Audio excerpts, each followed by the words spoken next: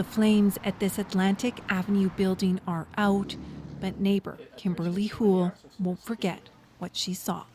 Like the firemen came, but everything was like so fast and burnt so quickly. Like, I've never seen a fire go that fast in a whole building like that. This was the scene early Saturday morning. Fire crews were called just before 3. Police say 2 people died, 38-year-old Zenabu Gula and 49-year-old Geda Wodisso. When we arrived, WFPS members were already on scene fighting the fire. We had learned that they had extracted 2 people from the building. They had started life-saving measures for these 2 individuals. It was an adult male and an adult female from one of the suites. They were taken to hospital in critical condition. Unfortunately, they succumbed to their injuries in hospital. Police say 2 others were treated for smoke inhalation. Constable Claude Chansey says police have information that leads them to believe the fire was deliberately set. In this case, because we had 2 fatalities as a result of the fire, it is the homicide unit that will be taking over that investigation. The city says the building was mixed use, both residential and commercial. Police couldn't say how many people lived there. Houle says she feels for the families who lost everything and those who lost a loved one. Knowing that and knowing those poor people have to now bury their family, it's so sad. At this point, police aren't saying much about the investigation. They're looking for people who have video or know something about the fire to come forward. Alana Cole, CBC News, Winnipeg. Ethiopian, Eritrean communities face unbearable time, coping with deaths of newcomer couple in fire. Winnipeg man 28, charged with second-degree murder, arson. CBC News, Sept 23, 2024. Firefighters and police were called to a blaze in a mixed-use building on Atlantic Avenue shortly before 3 a.m. on September 14, where they found Geda Wodisso, 49, and Zenabu Gula, 38. The couple were just starting out their lives.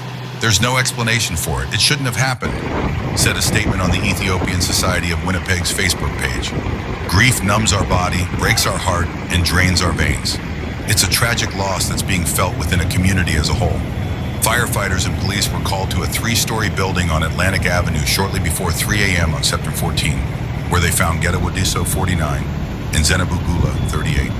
The married couple was sent in critical condition to a hospital where they were pronounced dead, police said. Winnipeg police have charged a 28-year-old man with second-degree murder and arson in connection with the incident. Every single person in the Ethiopian and Eritrean communities are consumed by the grief after such a tragedy so deep-rooted and is affected by it, the Facebook statement said. They're saddened, they're confused, and they're at a loss, and they're having an unbearable time coping with this.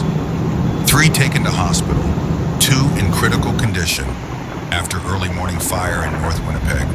Deadly fire in Winnipeg's St. John's neighborhood, investigated as homicide. Wodisso and Gula's apartment was one of 5 suites located above the House of Covenant International Church.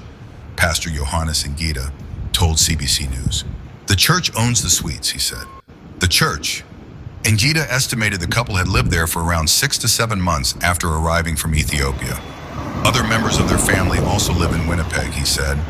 Tenants pay a reduced rate while they settle into life in Canada, but also aren't forced to move out, the pastor said. The sole purpose of that apartment is just to support newcomers when they come. The church is attended by Christians from the Ethiopian and Eritrean communities, members of which Ngida said have been plunged into grief. They came here just to make their life better, he said. This kind of experience is shocking and so devastating for everyone. Man 28, charged with second-degree murder, arson, and deaths of married couple. Alex Donald Korchin was arrested and charged last week with 2 counts of second-degree murder and 2 counts of arson disregarding human life. The couple and Korchin didn't know each other, according to police. Ngida said the arrest brings some relief, but there are still questions about why the incident happened and that will need to be answered in the future. In the meantime, the focus will be helping each other navigate through the difficult time, he said.